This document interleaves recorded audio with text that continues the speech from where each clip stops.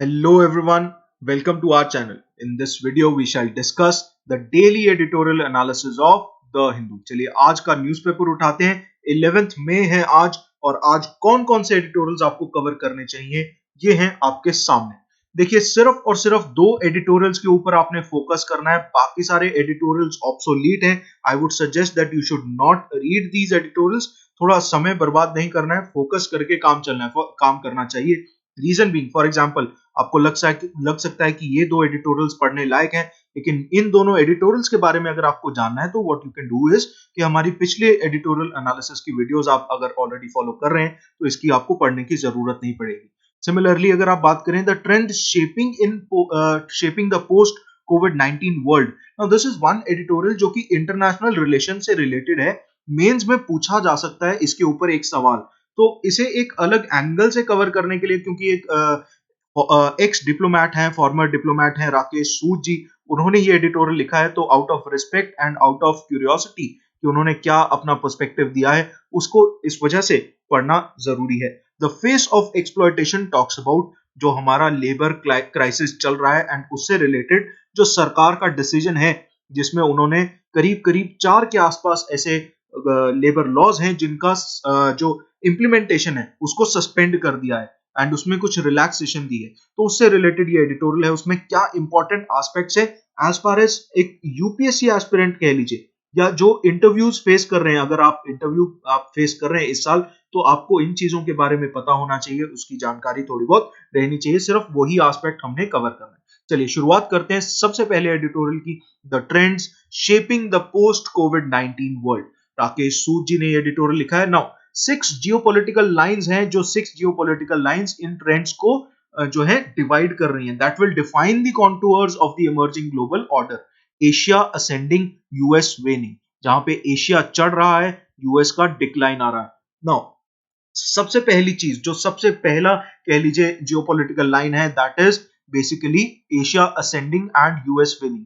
इसमें सबसे पहला ट्रेंड जो है that is the aftermath of 2008 का क्राइसिस। 2008 का जो ग्लोबल फाइनेंशियल क्राइसिस था, उसके बाद से एक चीज देखी जा रही है। अब फॉर एग्जांपल अगर हम कंपैरिजन करें तो 18th सेंचुरी के आसपास तक की हम बात करें तो Asia accounted for half the global GDP and industrial revolution जैसे होना शुरू हुआ, ये जो कह लीजिए ये ट्रेंड कह लीजिए या ये जो शेयर था, ये धीरे धीरे करके यूरोपियन यूनियन की तरफ जाना शुरू हो गया, वेस्टर्न वर्ल्ड की तरफ जाना शुरू हो गया था, because industrial revolution was highly detrimental to the Asian economies.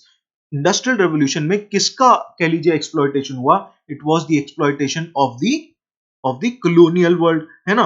तो वो कॉलोनीज में से जितना भी कह लीजिए रिचनेस है, जितनी भी उसकी डाइवर्सिटी थी, जितना इकोनॉमी की रोबस्टनेस थी, वो धीरे धीरे करके जैसे एक कह लीजिए लीच हमारा खून चूसता है, उसी तरीके से वेस्टर्न वर्ल्ड ने डेवलपिंग वर्ल्ड का खून चूसते हुए अपनी इकोनॉमीज को फ्यूल करना शुरू कर दिया था। And this was accompanied by naval expansion in Europe, colonialism in Asia, and it contributed to the rise of the West predominantly. And now the balance is being restored, even though only China and India are likely to register economic growth during 2020. इस साल 2020 के अंदर सिर्फ China और India ही ऐसे दो countries सामने आ रही हैं जो कि एशिया के अंदर ग्रोथ शो कर सकती हैं, इकोनॉमिक ग्रोथ रजिस्टर कर सकती हैं। रीजन बीइंग इंडिया और चाइना जो इकोनॉमीज हैं बहुत रोबस्ट हैं। पिछले काफी समय से भारत और चाइना अपनी इकोनॉमीज को रोबस्ट बनाने की कोशिश कर रहा है। इसी के साथ साथ अगर आप बात करें, नाउ दिस इज समथिंग ये कि आप कह लीजिए कि ये एशिया के पर्सपेक्टिव से हो गया। अब अगर हम वेस्टर्न वर्ल्ड की बात करें तो वेस्ट के पर्सपेक्टिव से आप देखिए तो यूएस और यूरोप इस पेंडेमिक को टैकल करने में बहुत ही पिछड़ रहा है। आपने देखा भी है, नोटिस भी किया है, मिलियंस में केसेस सामने आ रहे हैं, मिलियंस में, and so many deaths have occurred. Particularly अगर आप इटली की बात करें तो इतनी मौतें हो गई हैं। Consequently the Asian economies will recover faster than those in the west. तो ये कंपैरिजन जब आप देखेंगे तो आपको साफ तौर पे पता लग जाएगा कि एशिया जो है बहुत जल्दी रिकवर करेगा as far as this pandemic is concern. तो ऐसे के अंदर इस पूरे माहौल में दूसरा ट्रेंड निकलकर सामने आता है, that there is a retreat of United States. अब देखिए यूनाइटेड स्टेट्स की चढ़ाई जो चढ़ी थी, अगर आप फर्स्ट वर्ल्ड वॉर के आसपास की बात करें तो ट्रीटी ऑफ वर्साई और लीग ऑफ नेशंस की वजह से हुआ। वर्ल्ड वॉर वन के बाद इन दो एंटिटीज ने, इन दो वाटरशेड मूवमेंट्स ने यूएस का एक कह लीजिए लीडरशिप रोल डिफाइन किया। उसके बाद वर्ल्ड वॉर टू की अगर हम बात करें, उसके बाद यूनाइटेड नेशंस आता है, उसके अंदर सिक्योरिटी काउंसिल आता है, और Bretton Woods institutions, World Bank, IMF, ये इंस्टीट्यूशंस, डब्ल्यूटीओ भी उसके बाद की अगर मैं बात करूं तो डब्ल्यूटीओ भी, इस सब चीजों ने यूएस को एक लीडरशिप रोल दिया of the western world. In fact cold war के दौरान ये लीडरशिप रोल बहुत रोबस्ट हो गया, बहुत स्ट्रेंथन हो गया, इसको फाउंडेशन मिली। Molding the global responsible to responses to the threats posed by terrorism और प्रोलिफरेशन और क्लाइमेट चेंज। ये सारे के सारे जो थ्रेट्स थे जो यूएस के खिलाफ थे, प्रोलिफरेशन का थ्रेट, टेररिज्म का थ्रेट या क्लाइमेट चेंज का थ्रेट, इन सारी की सारी चीजों ने उस समय का वर्ल्ड वॉर टू के बाद का जो ग्लोबल ऑर्डर है उसको शेप किया। एंड किसके फेवर में किया? ग्लोबल ऑर्डर को यूएस के फेवर में शेप किया। नाउ यूएस का जो ये एरोगेंस है, ये जो हुब्रिस है, also generated resentment more evident in recent years. जैसा कि हम देख भी पा रहे हैं, फॉर एग्जाम्पल अगर आप ट्रंप के बिहेवियर को देखें, it is not at all, it doesn't even seems to be so acceptable per se in the entire global order. The interventions in Afghanistan, Iraq, देखिए यूएस ही एक लौता ऐसा डेवलप्ड नेशन है जिसने जितनी भी लड़ाइयां लड़ी, उन सभी लड़ाइयों में अगर आप पर्सपेक्टिव सही रखें तो उसने हार का सामना किया है। In fact all those Wars have failed. जो जिन ऑब्जेक्टिव्स के साथ वो लड़ी गई थी, उन सभी लड़ाइयों में वो फेल हुआ है। And they have become quagmires that have sapped domestic and political will and resources। इस वजह से अगर आप देखें तो ओबामा के समय में, ओबामा एडमिनिस्ट्रेशन के समय में, जहां पे यूएस बात कर रहा था that we lead from behind, leading from behind की स्ट्रैटेजी रखी गई थी, आज अमेरिका फर्स्ट की स्ट्रैटेजी हो गई है। वो it has converted into Trump के टाइम में, ट्रंप एडमिनिस्ट्रेशन में America first. Now leading from behind strategy जो थी वो अपने आप में ये चीज दर्शा रही थी कि यूएस का जो दबदबा है वो कम होना शुरू हो गया। और जैसे ही ट्रंप को ये पता चलेगा, या मान लीजिए ट्रंप ने ये रियलाइज किया दैट यूएस का दबदबा कम हो चुका है, तो अमेरिका फर्स्ट के ऊपर फोकस करना शुरू कर दिया। And during this current crisis, अब ये आज अमेरिका फर्स्ट जो है, अमेरिका अलोन बन गया है। Moreover, even as countries were losing trust in US's leadership, it bungled response at home to pandemic indicates that countries are also losing trust in US's competence। US की leadership पे तो शक था ही, उसके competence पे भी अब शक होना शुरू हो गया है, जिस हिसाब से वो कोविड 19 को टैकल कर रहा है। राइट? इससे अच्छा तो भारत है, जहां पे 100% ना भी सही लेकिन 85 टू 87%, ये आंकड़े बताते हैं 85 टू 87% हम लॉकडाउन को सक्सेसफुली इंप्लीमेंट कर पाए। नाउ ऐसे में it still remains the largest economy, US की अगर हम बात करें, and the largest military power, but has lost the will and the ability to lead. ना उसके पास अब विल है, ना ही एबिलिटी। अब अगर ये मूड है तो ये मूड लाइकली टू चेंज नहीं है, it is unlikely to change whatever the outcome of the election later this year. नवंबर में जब इलेक्शन होना है, जो मर्जी रिजल्ट आ जाए, ये मूड चेंज नहीं होगा। एंड इनफैक्ट यही चीज चाइना के लिए भी बोली जा सकती है। चाइना के बारे में भी अभी आगे जाके हम बात करेंगे, बहुत गहराई में उतरना है, इस एडिटोरियल को गहराई से कवर करना है, it is very important. Now coming to intra European fission, now the second line, geopolitical line की अगर हम बात करें, that is intra European fission. तो यूरोप के अंदर ही अंदर जो टुकड़े हो रहे हैं, जो फिजन रिएक्शंस हो रहे हैं, वो हमें समझना है। European unions continuing प्रीऑक्यूपेशन with the internal challenges, for example particularly अगर हम बात करें तो ईस्ट यूरोपियन स्टेट्स, वहां पे ग्लोबल फाइनेंशियल क्राइसिस जो 2008 का हुआ था, वो अभी भी जो है उसके असर खत्म नहीं हुए। आप समझ ही सकते हैं कारण क्या है कि अभी अगर फॉर एग्जांपल बात करें तो ब्रेक्सिट की नेगोशिएशंस भी सही तरीके से रिजल्ट नहीं लेके आ पाई हैं। फॉर एग्जांपल ग्रीस की आप बात करें तो ग्रीस अभी भी सही तरीके से उभर नहीं पाया है 2008 के क्राइसिस से। 2008 का जो ग्लोबल फाइनेंशियल क्राइसिस जीएफसी था, उसका यूरोपियन यूनियन पे, सॉरी, हाँ, यूरोपियन यूनियन के ऊपर अलग असर रहा है। रीजन बीइंग, जिन फाइनेंशियल मार्केट्स के ऊपर यूरोपियन यूनियन पूरा का पूरा कह लीजिए जिसका दारोमदार था यूरोपियन यूनियन की इकोनॉमीज को ग्रोथ प्रोवाइड करने का, वो सारा का सारा सिस्टम जो है वो टम्बल डाउन हो गया था। वो ऐसे जैसे एक डोमिनो इफेक्ट के साथ नीचे, कास्केडिंग इफेक्ट के तरीके से वो नीचे गिरता हुआ आ गया था। अब ऐसे में एक चीज और हमें समझनी है कि दो मेजर कंट्रीज हैं जिनका रिलेशन जो है वो यूरोप के साथ निकल कर आया majorly, and they are Russia and China. Threat perceptions vary from old Europe to new Europe, making it increasingly difficult to reach agreements on political matters for example relations with Russia and China. तो Russia और China के साथ अलग अलग countries के दो तरीके के, टू टाइप्स ऑफ रिलेशन सामने आए, एक फेवरिंग और एक डिसेंटिंग। तो डिसेंटिंग वाले जो ओपिनियंस थे वो ओल्ड यूरोप में चले गए, न्यू यूरोप के अंदर फेवरिंग वाले ओपिनियंस आने शुरू हो गए। तो ऐसे में एक विभाजन, एक डिवीजन क्रिएट होना शुरू हो गया यूरोप के अंदर। इसी के अलावा there is also a north south divide within the eurozone.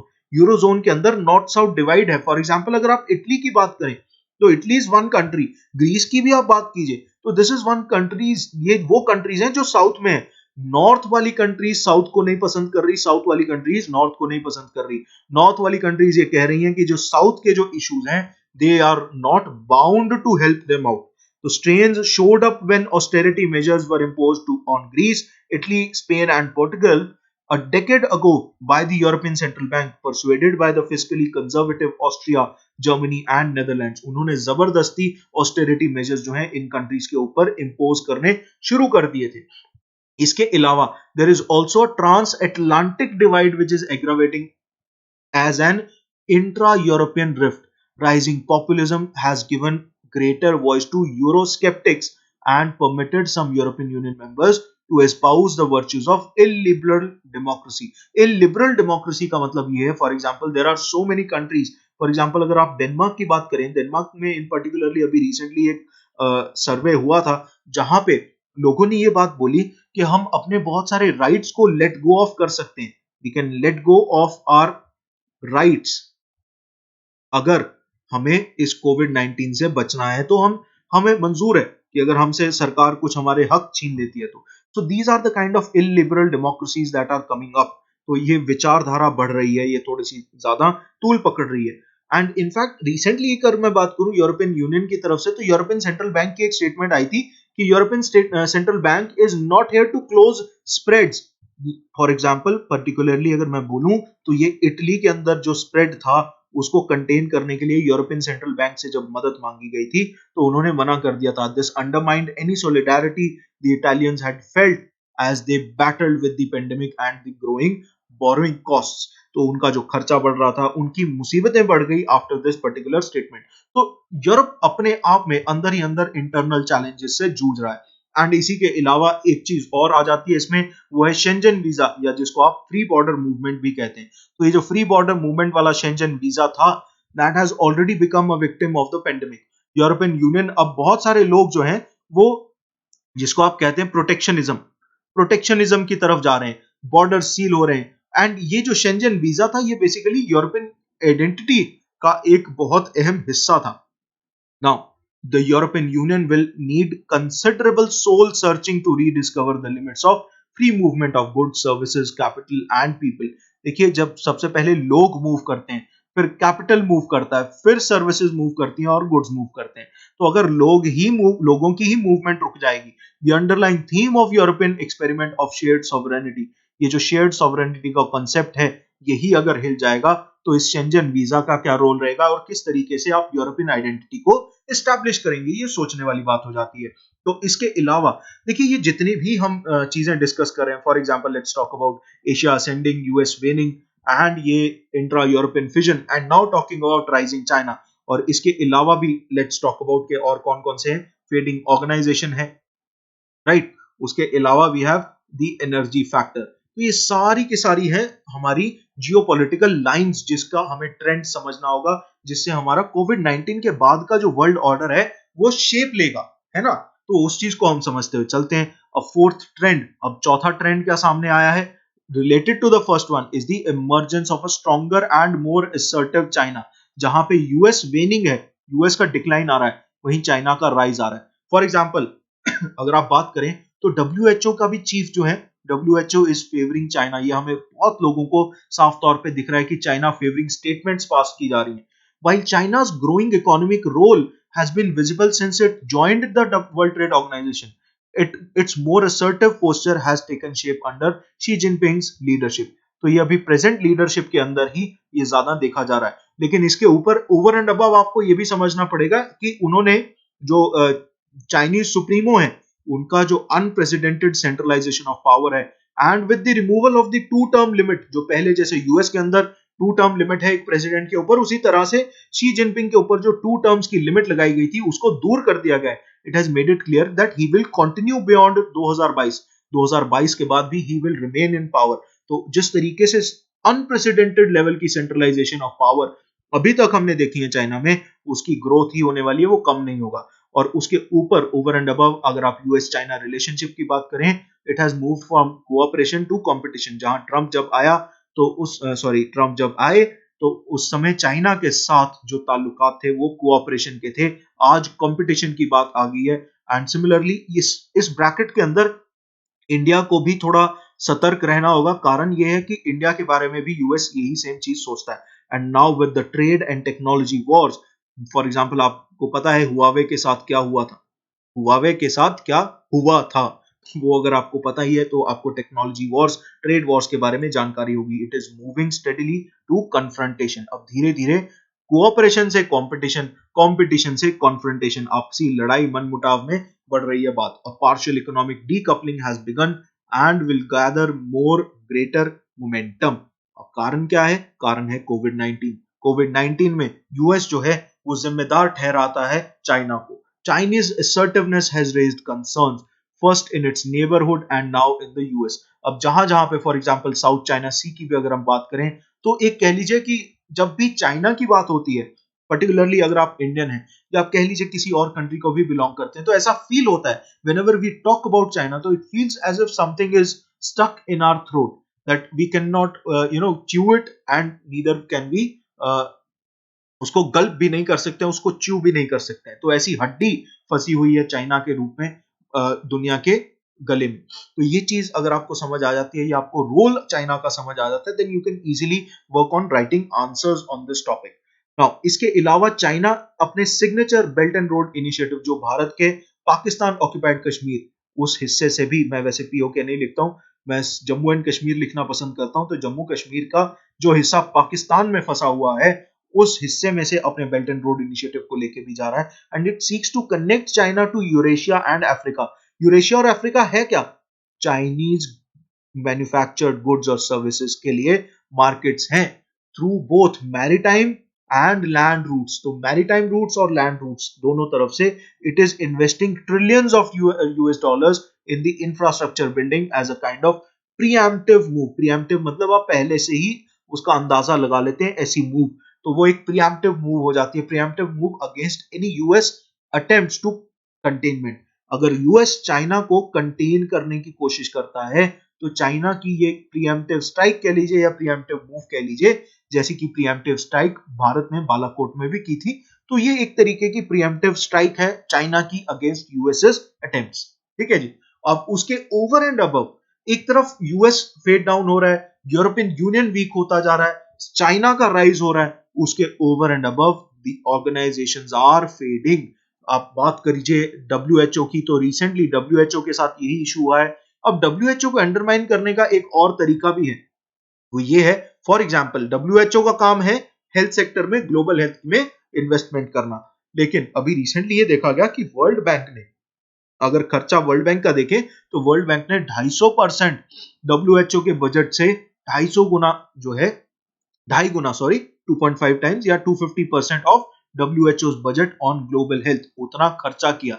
एक ब्रेटन वुड्स इंस्टीट्यूशन ने डब्ल्यूएचओ की जगह पे खुद खर्चा किया 250 गुना, उससे ज्यादा, जो ऑर्गेनाइजेशन सोली ग्लोबल पब्लिक हेल्थ के लिए एग्जिस्ट करती है, उससे ज्यादा एक फाइनेंशियल इंस्टीट्यूशन ने इन्वेस्टमेंट की. अब कारण क्या है? इसमें आपको यूएस का लीडरशिप रोल समझना होगा. तो यूएस का लीडरशिप रोल जो है ऑर्गेनाइजेशंस में, इंटरनेशनल ऑर्गेनाइजेशंस में इंक्रीज हो रहा है. एंड जहां डब्ल्यूएचओ फॉर एग्जांपल बात करें तो एक नॉन पार्टिजन होने की कोशिश कर रहा था, then turned out to be a favouring entity towards China. तो वहां पे जो इक्वेशन निकल के आई वो ये कि यूएस आज की डेट में डब्ल्यूएचओ को नापसंद कर रहा है एंड वहां से अपने रिसोर्सेज को मोबिलाइज करके कहीं और इन्वेस्ट करने की कोशिश कर रहा है. वो वहां इन्वेस्टमेंट हो रही है जहां चाइना के खिलाफ बात की जा सकती है. Now, WHO was a natural candidate to lead the global efforts against this health crisis, but it has become a victim of politics. आप यूनाइटेड नेशन सिक्योरिटी काउंसिल की बात कीजिए, G7 की बात कीजिए एंड G20 की भी बात कीजिए. Now G20 was structured to coordinate a global response to 2008 financial crisis. लेकिन ये सारे के सारे they have been paralysed when the world faces the worst recession since 1929. Global trade की अगर मैं बात करूं, मैं बार बार ये चीज रिपीट करता हूं, दी ओनली रीजन इज कि आपको भी मेरी तरह ये चीज याद हो जाए. तो ग्लोबल ट्रेड में 10% श्रिंकेज आने वाली है. वहीं अगर 2008 के क्राइसिस की बात करें तो इट वाज समवेयर अराउंड 3% के आसपास, 3% के आसपास था. ठीक है, तो 1929 के बाद this will be the worst global financial crisis. 2008 से भी बहुत दर्जे ऊपर जाने वाला है. Now these institutions were always subjected to big power politics. During Cold War, Soviet Union rivalry blocked the United Nations Security Council on many sensitive issues. तो ये सारी की सारी चीजें जो है पहले भी इसके ऊपर असर डाल रही थी, लेकिन कभी भी ऐसा नहीं हुआ है कि ये जो पावर राइवलरी है ये पैरालिसिस में कन्वर्ट हो जाए. लेकिन आज it is finding itself to be paralysed again, right. So all of this thing, WHO के बारे में हमने चर्चा कर ली. The absence of a multilateral response today highlights the long left need for reform of these bodies, but this cannot happen without global collective leadership. हमें global collective leadership में थोड़ा सा इन्वेस्ट करना पड़ेगा. पर्टिकुलरली अगर आप इंडिया की बात करें तो इंडिया को अपना रोल डिफाइन करना पड़ेगा कि इंडिया स्टैंड कहां ले रहा है. Now coming to energy sector, energy sector के बारे में भी जानकारी ले लेते हैं. The growing interest in renewables and green technologies on the account of climate change concerns and the US emerging as a major energy producer, they were fundamentally altering the energy markets. Entire energy markets, it was moving away from crude oils की से दूर जा रहे थे and renewables की तरफ जा रहे थे, ग्रीनर टेक्नोलॉजीज की तरफ जा रहे थे, क्लाइमेट चेंज मिटिगेशन प्रोग्राम्स को पिकअप करने की कोशिश कर रहे थे. तो ये पर्टिकुलरली अगर आप बात करें जो लूमिंग रिसेशन है और उसके साथ साथ ये जो ऑयल प्राइसेस में कमी आई है, फॉर एग्जांपल जो WTI वेस्ट टेक्सास इंटरमीडिएट्स का जो फ्यूचर्स की प्राइस थी, अभी रिसेंटली मई में देखा गया था कि वो नेगेटिव यील्ड देना शुरू कर देती है.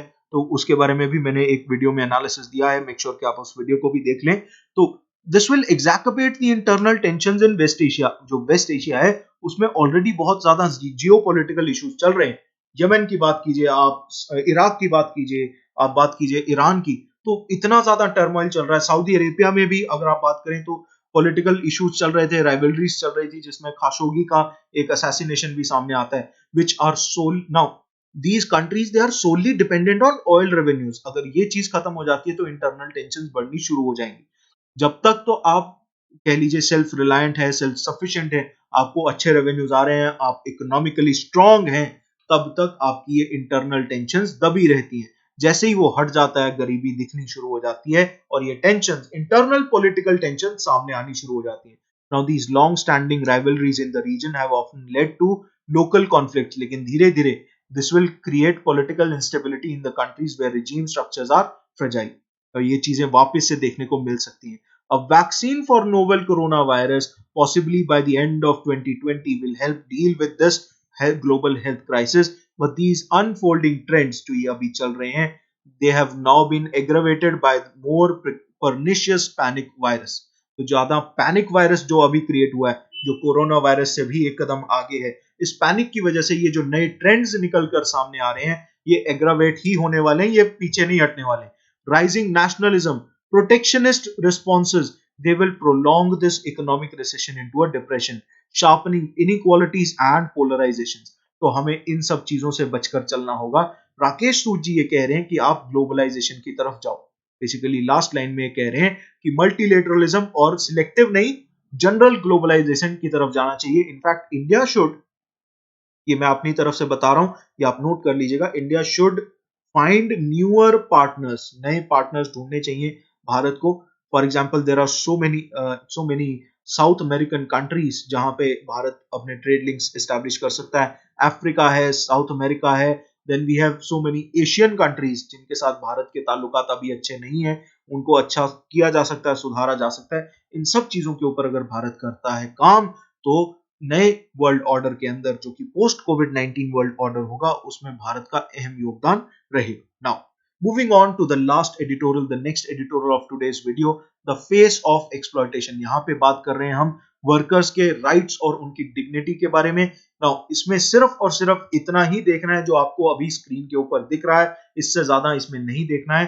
And in fact I will be covering this in my weekly current affair series. I know कल वो वीडियो नहीं आई है, द रीजन इज दैट उस वीडियो में मैं कुछ चीजें ऐड करना चाहता था, वो जैसे ही मैं ऐड कर दूंगा आज या कल के अंदर वो वीडियो अपलोड हो जाएगी। My weekly current affair series will be up and running for this week, don't worry about it, आप परेशान मत होइएगा, बहुत जल्दी मैं उस वीडियो को लाने वाला हूं। एंड इनफैक्ट बहुत जल्दी ही आपके सामने पीडीएफ्स भी अवेलेबल हो जाएंगी फॉर प्रीवियस ईयर, पिछले साल के, और करंट ईयर 2020 के, साल ही लिख देते हैं, 2020 के करंट अफेयर्स जो हैं उनकी पीडीएफ्स आपको अवेलेबल हो जाएगी। You don't have to worry about it.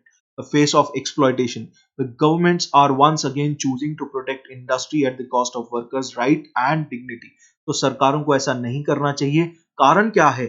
Through their various actions, states and centers are consistently and systematically violating various fundamental rights of migrant workers. And migrant workers के ऊपर अगर आपको एक मैं बात बताऊं तो भारत के पास एक इंटरस्टेट माइग्रेंट वर्कर्स का कंपनसेशन एक्ट भी है। इंटरस्टेट माइग्रेंट वर्कर्स एक्ट भी एग्जिस्ट करता है, जिसके तहत ये बोला जाता है कि एक इंस्पेक्टर बनाया जाएगा, इंस्पेक्टर रैंक का व्यक्ति होगा जो सरकार की तरफ से माइग्रेंट वर्कर्स का, जो इंटरस्टेट माइग्रेंट वर्कर्स हैं, उनका डेटा कलेक्ट करके रखेगा। ऐसा डेटा कलेक्शन ही नहीं हुआ आज तक। इन सारी की सारी प्रोविजंस ऑफ दिस एक्ट, ये सारी की सारी प्रोविजंस कभी लागू नहीं हुई। I will be talking about it in my current affair series. इस वजह से ये चीज यहाँ पे नहीं डिस्कस कर रहा हूँ, क्योंकि उसमें अलग तरीके की चीजें हमें डिस्कस करनी है, दैट इज सब्जेक्टिव, जो कि हम यहाँ पे कर रहे हैं। नाउ बेसिकली आपको ये चीज का ध्यान रखना है कि आर्टिकल 23 जो है वो फोर्स्ड लेबर को प्रोहिबिट करता है, और सुप्रीम कोर्ट ने People's Union for Democratic Republic PUDR जो है वो वर्सेस यूनियन ऑफ इंडिया, ये एक केस है। अगर आप जुडिशरी या लीगल सर्विसेज एस्पिरेंट हैं तो आपको इस केस के बारे में जानकारी होनी चाहिए, इस नाम की जानकारी होनी चाहिए। अगर आप यूपीएससी एस्पिरेंट हैं तो आप इस केस को नहीं भी पढ़िए, लेकिन इसमें जो रखा गया सामने, जो सुप्रीम कोर्ट का डिसीजन था, वो आपको पता होना चाहिए। तो आर्टिकल 23 के ऊपर सुप्रीम कोर्ट ने एक डिसीजन दिया था 1982 के अंदर, and supreme court the apex court held that the word force, ये जो फोर्स्ड लेबर में फोर्स वर्ड है ना, ये जॉन अब्राहम की मूवी नहीं है, बट क्या है इसमें, इसकी एक एग्जॉस्टिव नहीं, एक ऑल इंक्लूसिव डेफिनेशन बताने की कोशिश की, that it must be construed to include, क्या चीज इंक्लूड होनी चाहिए इसमें, force arising from compulsions of economic circumstances. For example जैसे कोविड-19 है, तो ये इकोनॉमिक सर्कमस्टांसेस है, which leaves no choice of alternatives to a person in want and compels him to provide labor or services even though remunerations received for it is less than the minimum wage। जहां minimum wage से भी कम आपको remuneration मिल रही है, फिर भी आपको जो है कह लीजिए इकोनॉमिक सर्कमस्टांसेस ऐसा मजबूर कर रहे हैं कि आपको लेबर या सर्विसेज प्रोवाइड फिर भी करनी पड़ जाए, तो ऐसी चीज आर्टिकल 23 के खिलाफ जाती है। सुप्रीम कोर्ट का फैसला है इसके ऊपर। It would also run afoul of ILO's, International Labour Organization's Employment and Decent Work for Peace and Resilience recommendations of 2017। 2017 की ये recommendations हैं। They require states to ensure marginalized groups freely choose employment while rebuilding after any disaster। किसी भी disaster के बाद अगर आप marginalized groups को वापस से rebuild करना चाहते हैं, तो they need to have this right to freely choose their employment. अगर आप ये नहीं कर पा रहे हैं तो आप उनके राइट्स को इन्फ्रिंज कर रहे हैं एंड इंटरनेशनल कन्वेंशंस को भी इन्फ्रिंज कर रहे हैं।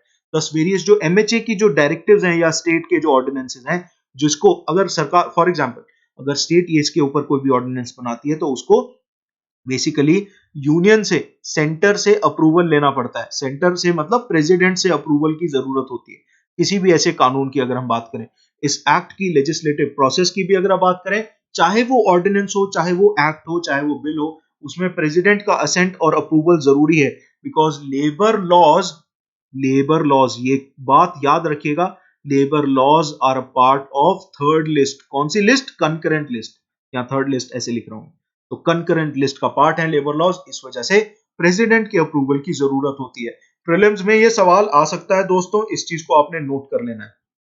Now they would be violative not only of India's own constitution but also of international commitments as well। तो ये जो डायरेक्टिव्स हैं इनके ऊपर आपको रिविजिट करना होगा।